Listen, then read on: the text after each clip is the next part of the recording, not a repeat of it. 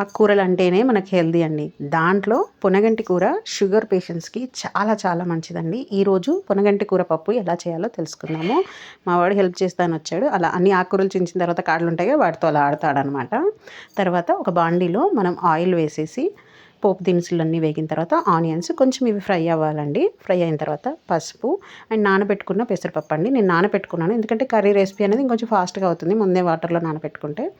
అవి కొంచెం పప్పు వేగిన తర్వాత మనం ముందుగా తుంచి పెట్టుకున్నాం కదా ఆకుకూరని కడిగి తర్వాత ఈ దాంట్లో వేయాలి. వేసిన తర్వాత దానికి సరిపడ ఉప్పు కారం అన్నీ వేసేసి మంచిగా కలిపి బయటికి ఆవిరిపోకుండా మూత పెట్టేసుకోవాలండి. ఎందుకంటే మిగతా అన్ని ఆకుకూరలలో మనకి వాటర్ అనేది సాల్ట్ వేయగానే వచ్చేస్తుంది. దీంట్లో అంతగా ఎక్కువ ఉండదు. ఇలా కలుపుకోవాలి. ఒక 5-10 మినిట్స్లో మనకి రెడీ అయిపోతుంది. రైస్లోకి పుల్కాలోకి అలాంటి వాటికి కూడా మనం దీన్ని తీసుకోవచ్చండి.